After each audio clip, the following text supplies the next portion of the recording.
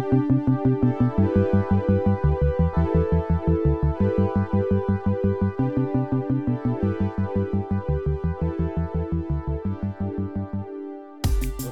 1993 году вышло два указа президента, первого президента нашей республики Михаила Ефимовича Николаева.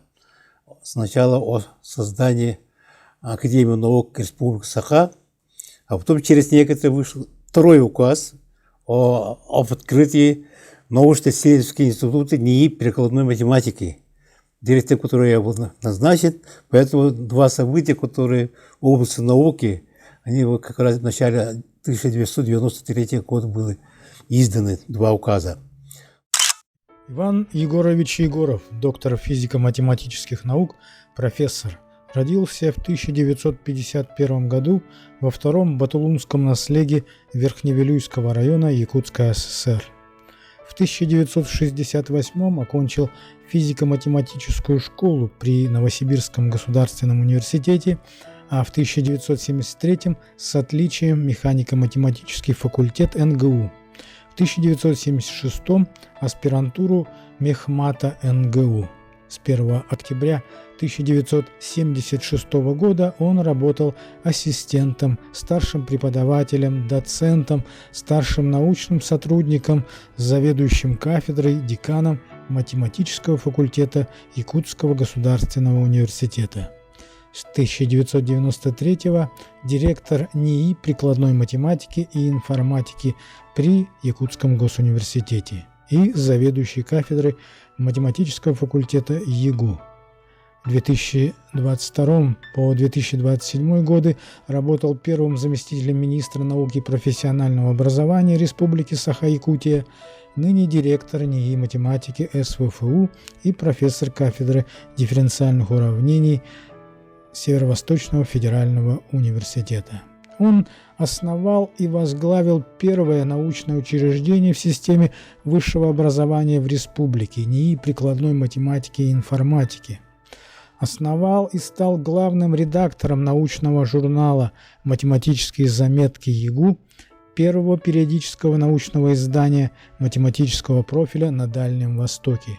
Добился открытия и стал председателем диссертационного совета при ЕГУ по защите кандидатских диссертаций по физико-математическим наукам по шифру дифференциальные уравнения.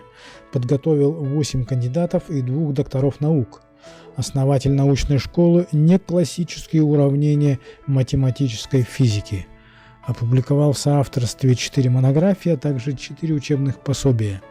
Имеет высшую награду Республики Саха орден «Полярная звезда», почетное звание «Заслуженный деятель науки Республики Саха», звание «Почетный работник высшего профессионального образования Российской Федерации», нагрудный знак «За заслуги в области науки» Миннауки Республики Саха-Якутия, знак отличия Республики Саха «Гражданская доблесть». Он почетный гражданин Крыкыйского наслега Верхневилюйского улуса и почетный гражданин Верхневилюйского улуса. Создание Академии наук, я считаю, это очень важное дело. Первым президентом работал Василий Васильевич Филиппов. Он до этого был директором Якутского государственного университета. Так, поэтому он начал организовать это важное дело, создать, уже можно сказать, научные работники были, ученые с большими именами, известные в мире, крупные ученые, как Крымский Гермоген Филиппович, физик и так далее. Да? Можно было еще расширить этот список, да, я не буду. Так. Но самое главное, здесь появился орган, государственный орган, который контролирует и организует организацию научной работы, и в первую очередь научную работу, связанную с развитием республики, Арктики, Севера. До этого в основном занимались, Институт Якутского научного центра занимается основными проблемами, связанными с Центральной академией наук в Москве. Они там устанавливали какие-то проблемы, решать надо. Но тоже решали, конечно, некоторые проблемы, связанные с Арктикой. Поэтому и появились новые институты, правда, небольшие. При Академии наук были открыты такой институт, как Институт перекладной экологии Севера. И наш институт НИИ перекладной математики и информатики тоже, она получала так, финансирование с республики, поэтому тоже, можно сказать, отнесли практически тоже к этой академии. Так? А потом поэтому вот начали какая-то такая централизованная работа для развития тех прикладных задач, связанных с народным хозяйством республики, скажем, и договора с Алросой стали заключать, в частности, НИИ перекладной математики и информатики заключал не раз по улучшению добычи нефти. Вот такие работы у нас были. И даже работы были связаны с прогнозированием развития, экономического развития северных улусов, районов. Поэтому создание Академии науки, она как-то внесло там очень много полезного для развития самой науки. Не только у нас в республике, и, естественно, такая академия была в Татарстане, Республика Татарстан, так, и у нас, потом еще в Башкирии там, и так далее. То есть в других республиках тоже появились свои академии, которые базируются на тех ученых, которые родились, живут, работают или работают на данной территории. Вот прогнозирование движения осколков, там, части там, льда, Северного Ледовитого океана, это будет важно для движения ледоколов. Вот, поэтому их нужно как-то научиться прогнозировать надо. Так, тут появляется и физическая задача, и задача математического моделирования. Так, и рассчитывать надо все это на компьютере, когда модель будет сделана. Так.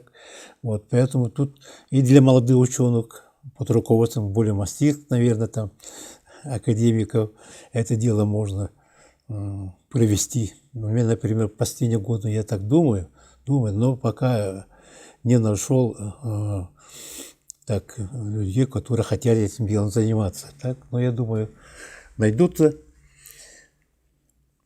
Вот, кроме того, сейчас у нас тоже на территории Арктики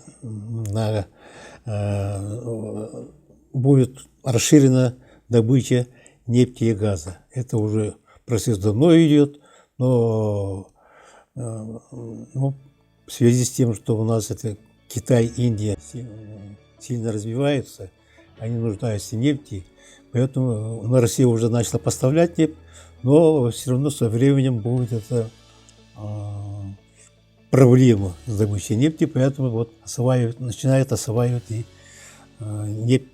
нефтяные месторождения, которые находятся на территории Арктики. Поэтому тут, конечно, вопросов много, в том числе и экологические вопросы, так, не только по добыче, да, как добывать, и причем как не вредить Северному Ледовитому океану и вообще арктической зоне. Ну, как раз в последние годы Академия наук приобрела и суперкомпьютер.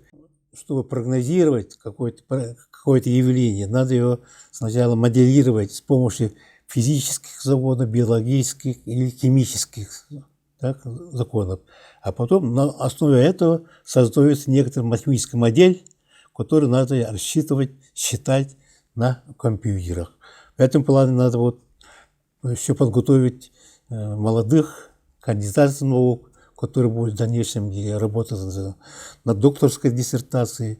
Тогда этот процесс, конечно, достаточно долгий, потому что явлений много, процесс развивается, и промышленность тоже в этом деле нуждается. Да?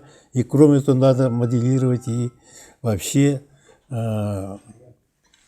многие процессы природы, которые связаны со всей Землей. Некоторые ученые уже считают, что приближается ледниковый период, то надо подготовиться как-то к этому делу, потому что весь мир будет страдать. Вот тут надо научиться жить, развивать промышленность, надо как добывать полезные ископаемые. Тут много проблем появляются.